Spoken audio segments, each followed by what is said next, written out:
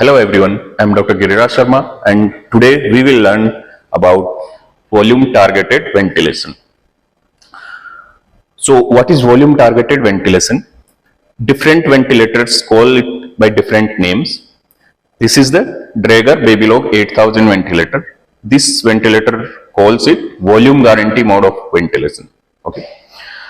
Then SLE 5000 ventilator call it TTV mode, targeted tidal volume mode of ventilation. Then Mackay ventilators call it PRVC, pressure regulated volume control mode of ventilator. So slight difference is there in algorithm, but more or less these are the volume targeted mode of ventilation. So what is the volume targeted and what is the volume control? Some people will be confused between volume targeted and volume control. So these are two different mode of ventilation.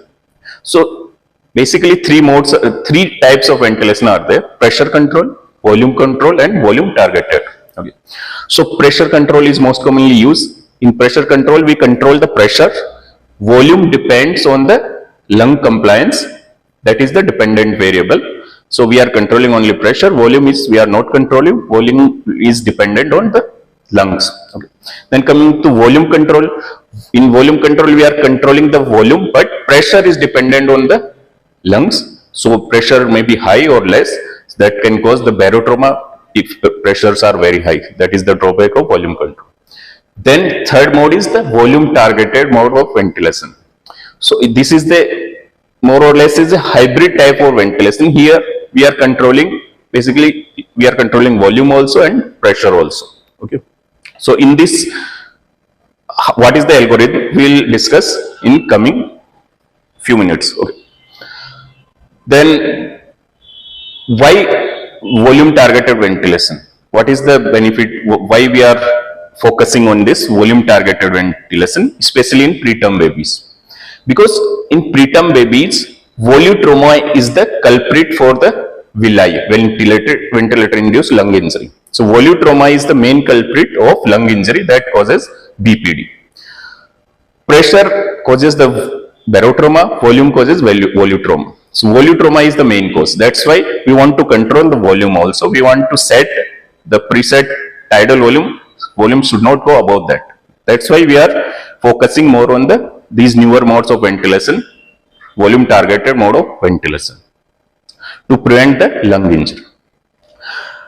Now coming to what are the evidence-based benefits of the volume targeted mode of ventilation. So there are so many benefits are there, but we will discuss about only the evidence-based benefits. So first is it reduces the mortality, it reduces the BPD because it reduces the volutrauma, ventilator-induced lung injury, so reduces the risk of the BPD in preterm babies. It reduces the risk of the pneumothorax, reduces the risk of the IVH also. It reduces the hypocarbia or hyperventilation because here auto weaning is there. Automatic weaning will be happening in the volume targeted ventilation. So hyperventilation will not happen, hypocarbia will not happen. That's why it reduces the risk of the PVL also, because hypocarbia is the risk of the periventricular leukomalacia. So it reduces the risk of the PVL also. Because here auto weaning is happening, so duration of ventilation also is reduced. So total duration also is less in the volume targeted ventilation. So these are the some evidence-based benefits of the volume targeted mode of ventilation. Now we will discuss how to use this volume targeted ventilator practically, how to set the settings. So we will discuss how to initiate, how to adjust the settings and how to wean the ventilation in volume targeted mode or volume guarantee mode. Basically here we will discuss volume guarantee in Draeger. Okay. So we can see here, actually volume guarantee is not a basic mode. First we have to select for initiation, how to initiate. First we have to select the mode of ventilation. Okay. So volume guarantee is add-on mode. First we have to select basic mode, either SIMV, assist control or PSV. Better if we choose assist control or PSV with volume guarantee, because in assist control and PSV, all the breaths will be volume guarantee. That's why we have selected this assist control. Then we have to select volume guarantee. So here we have to select volume guarantee. Okay, so we have selected the mode of ventilation. Then we have to select the volume guarantee mode. Then we have to set the tidal volume, desired tidal volume we have to set. Here, this is the desired set tidal volume. Here we have to set, so normal newborn baby's tidal volume 4 to 6 ml per kg. So if any 1 kg baby is there, so we will select the 4. If we are selecting 4 ml per kg, then 4 ml we have selected. Then we have to select the peak pressure of Pmax. So Pmax also we have to select. How much Pmax we have to select? So Pmax we have to select 3 to 5 centimeter of S2 above the expected pressure requirement. If expected pressure requirement of any baby is around 12, so we have to select 4 to 5 above. So 16 to 17 Pmax. Pmax, what is the Pmax?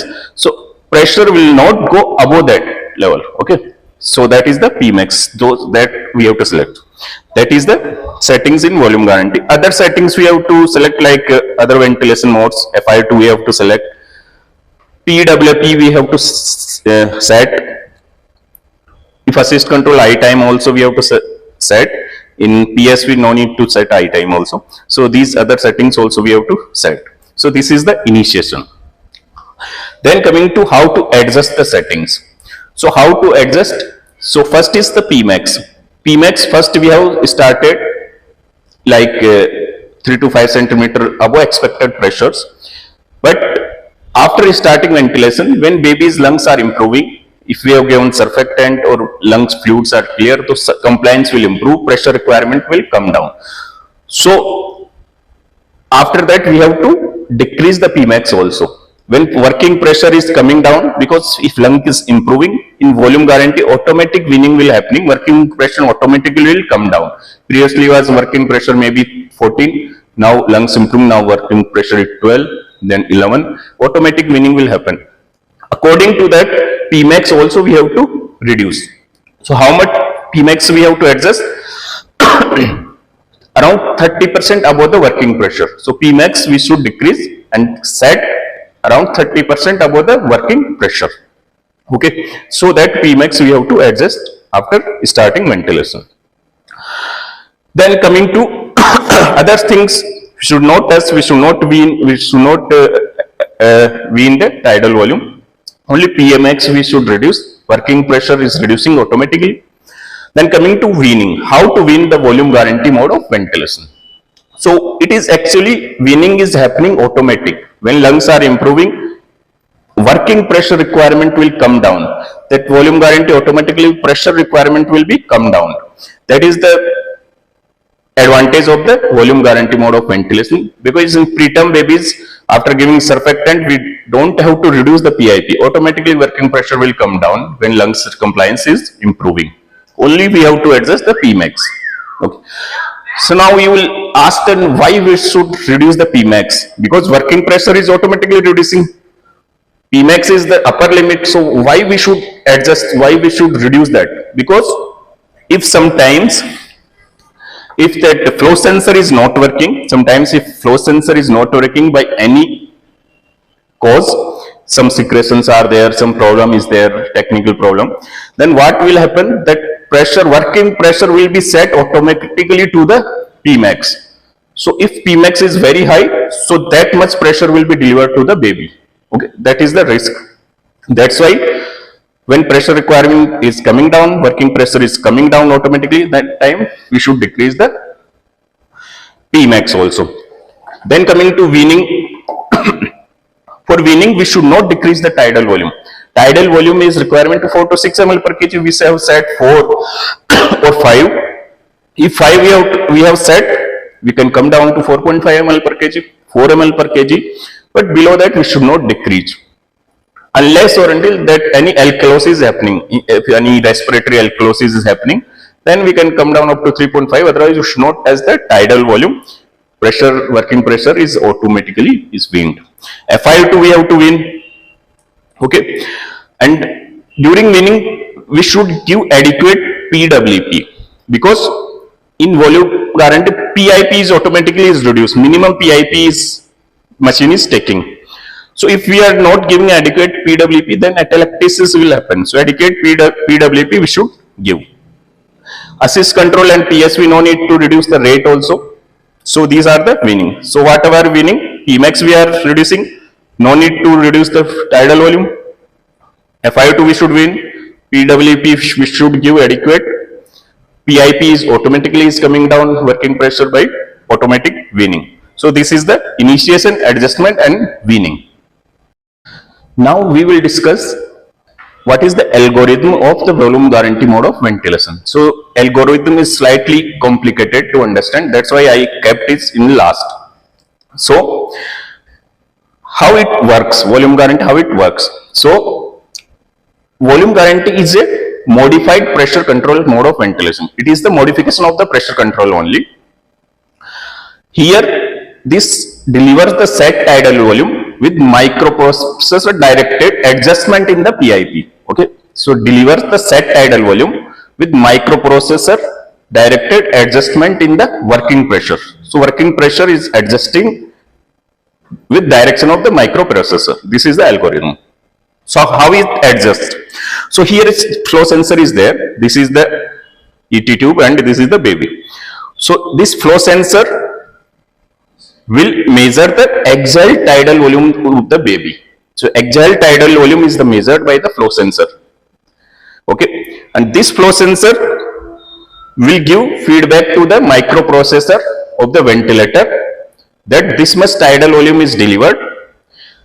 So ventilator will take feedback from the previous breath. Okay, ventilator will take feedback from the previous breath axial tidal volume. Okay, and that previous axial tidal volume was if less, it was not up to the set tidal volume, then it will increase the working pressure in next breath. Okay, if it is still less, in next breath it will again increase the working pressure. So from the previous breath axial tidal volume, this ventilator is taking feedback, and next breath working pressure will be adjusted according to the previous breath axial tidal volume. Okay, this increment is slow. Okay, so to reach set tidal volume, it takes around 6 inflations. Around 6 in 6 breaths that set tidal volume is reached. This is the slow. It means increment is the slow to avoid the fluctuations in the tidal volume. Sometimes volume is rapidly increase. Then if it is overshooting the set tidal volume, then again it will. So it is increasing slowly, okay, and takes 6 inflations to reach the set tidal volume. Okay, and if previous breath's tidal volume was above the set tidal volume, then in next breath it will decrease rapidly. Means increment is slower, but decrease is rapid to avoid the overinflation. Okay, so this is the algorithm. So set tidal volume in volume guarantee ventilation, the tidal volume delivery is more or less is the consistent, because we have set tidal volume and that is delivered by the ventilator. So tidal volume is the consistent. That is not in pressure control, because there in tidal volume delivery fluctuation is there. But here also some fluctuations will be there. How? Because baby is taking baby's own breath also. Baby's own spontaneous breath also will be there. And sometimes what will happen when ventilator is delivering, baby is also taking breath. That time tidal volume delivery is more, because baby also is contributing. Okay. And sometimes if baby is not taking, only ventilator is delivering, that time tidal volume will be less. So some fluctuations will be there in volume guarantee also. Okay. So to avoid this, in this algorithm, one more function is there, that it will compare the previous triggered breath to triggered breath, previous untriggered to untriggered. Means when baby was taking spontaneous, that spontaneous breath will take feedback from the previous spontaneous breath, and ventilator breath will take previous only ventilator breath. Understood? Triggered to triggered and untriggered to untriggered. Feedback is taking. 2 different types of breath are there. One breath is triggered, one breath is untriggered.